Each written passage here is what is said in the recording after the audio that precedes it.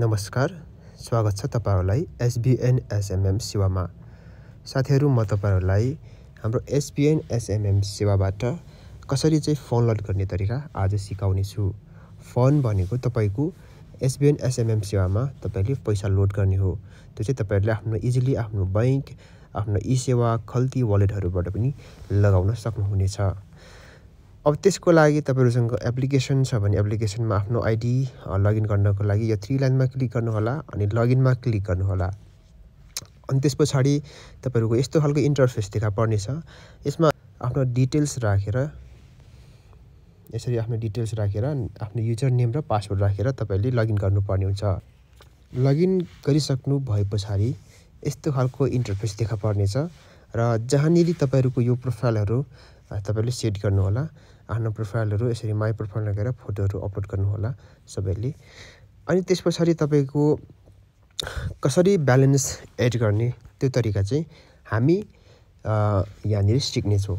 So मसँग अहिले 460 रुपैयाँ ब्यालेन्स छ। त्यो ब्यालेन्समा म कसरी फेरि अर्को ब्यालेन्स एड गर्छु अथवा तपाईले न्यू हुनुहुन्छ भने कसरी ब्यालेन्स लोड गर्ने त्यो तरिका सिकाउने छौं। त्यसको लागि तपाईले यहाँनेरि यो डलरको साइन छ, यहाँनेरिबाट डाइरेक्ट जानु भए पनि हुन्छ।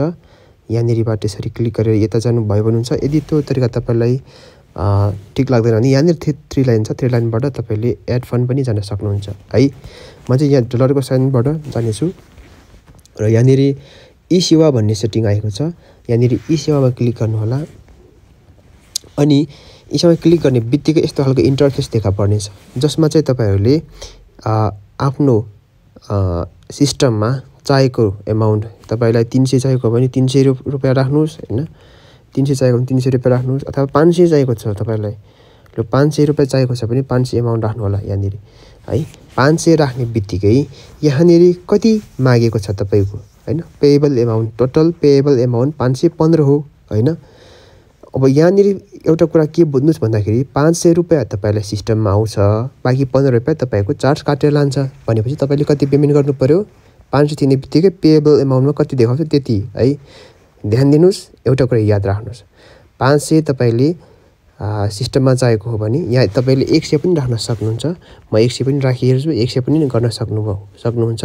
100 कति 103 रुपैयाँ हैन। तपाईले यहाँ 1000 पनि राख्न सक्नुहुन्छ। 1000 को कति राख्नु पर्यो तपाईको 1030 गर्नु पर्यो पेमेन्ट। पेएबल अमाउन्ट जति देखाउँछ त्यति गर्नु पर्यो हैन। सपोज मानौ मैले यहाँनेरि म 500 पेमेन्ट गर्दैछु है। 500 पेमेन्ट गर्दाखेरि 515 पेमेन्ट गर्नु पर्यो। टोटल चाहिँ 500 चाहिँ सिस्टममा आउँछ, 15 रुपैयाँ चाहिँ चार्ज काटेर आउँदैन। अनि यहाँनेरि 515 पेमेन्ट गर्न म तयार छु भनेर यहाँ आई एग्रीमा क्लिक गर्नु पर्यो। यसरी टिक लाउनु पर्यो अनि तपाई कन्टिन्यू गर्नु पर्यो है। कन्टिन्यू गर्ने बित्तिकै यहाँनेरि एउटा क्यूआर देखा पर्नेछ। यो क्यूआरलाई जुम तान्नुस्, जुम तानेर यसलाई स्क्रिनशट गर्नु होला है। जुम तानेर स्क्रिनशट गर्नुस् अनि यो क्यूआरमा तपाईले पेमेन्ट गर्नुपर्ने हुन्छ। मैले यो स्क्रिनशट गरिसकेको छु। अब म मेरो बैंकलाई खोल्ने छु। त बैंक ई-सेवा जुनसुकै पनि खोल्न सक्नुहुनेछ है। म बैंकबाट पेमेन्ट गर्ने छु। मेरो बैंक खोल्दै छु म र अब म यहाँ आफ्नो लगइन गर्छु सबै। लगइन गरिसकेपछि म यहाँनेरि त्यो अघिको क्यूआर जुन स्क्रिनशट गरिराखेको छु त्यसलाई यहाँनेरि अपलोड गर्ने छु अथवा त्यसलाई स्क्यान गर्ने छु। त्यसलाई स्क्यान गर्ने बित्तिकै यो स्क्यान गर्ने बित्तिकै यहाँनेरि यस्तो आउँछ। अनि यसमा मैले कति गर्नु पर्यो यहाँनेरि हेर्नुस् है त साथीहरु।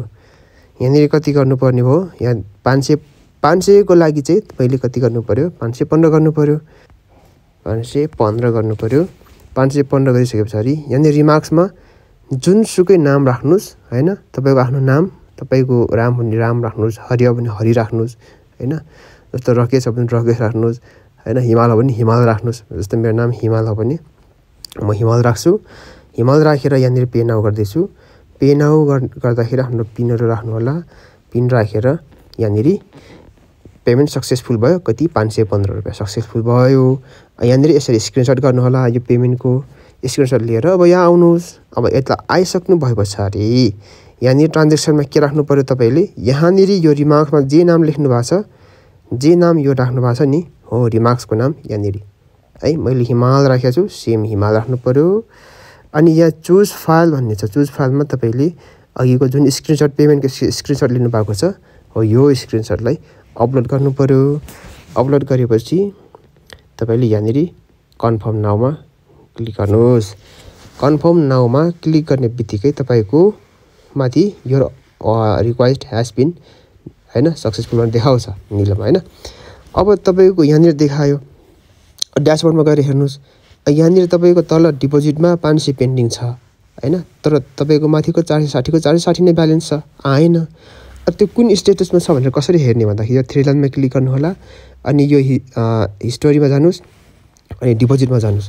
डिपोजिट जाँदाखेरि यहाँनेरि तपाईको के देखाएको छ, पेन्डिङमा देखाइरहेको छ। ओके, पेन्डिङ भनेपछि तपाईको एप्रुभ भएको छैन। अब एप्रुभ भएर माथि आउने हो। अब यहाँनेरि अब तपाईको यो पेन्डिङ भइरहेको छ। यो पेन्डिङलाई एप्रुभ हुन तपाईको 10-15 मिनेट पनि लाग्न सक्छ, 2-3 मिनेट पनि लाग्न सक्छ, तपाईको 2-3 घण्टा पनि लाग्न सक्छ हैन। अब कहिलेकाहीँ चाहिँ तपाईको पेन्डिङ लङ टर्म बस्दियो भने तपाईले WhatsAppमा मेसेज गर्न सक्नुहुन्छ फर एप्रुभको लागि। अनि तपाईले अब यहाँनेरि 2-3 घण्टा हैन 10-15 मिनेट 15 आधी घण्टा चाहिँ वेट गरेर बस्नुपर्ने हुन्छ। यहाँनेरि त्यसको लागि चाहिँ तपाईले यहाँनेरि यसरी रिफ्रेश गरिराख्नु पर्यो। रिफ्रेश गरिराख्दाखेरि यहाँनेरि तपाईको कम्प्लिट भइसकेको हुन्छ हैन। अनि यहाँ चाहिँ तपाईको ड्यासबोर्डमा आएर हेर्नुस्। अब तपाईको माथि ब्यालेन्स आइसकेको छ 960 भनेर हैन। सो यसरी नै हो तपाईले। अब त्यसपछि तपाईको अब अर्डर लिने तरिकाको लागि त मैले तपाईलाई सिकाइराख्नु पर्दैन। यहाँ अर्डरमा जाने, न्यू अर्डरमा जाने अनि यहाँबाट तपाईले लिन सक्नुहुनेछ। हस्, थ्यांक यू सो मच। एकदमै राम्रोसँग अर्डर लिनु होला। इफ केही आवश्यक परे, सहयोग पर्यो भने तपाईले WhatsAppमा मेसेज गर्न सक्नुहुनेछ। Thank you so much.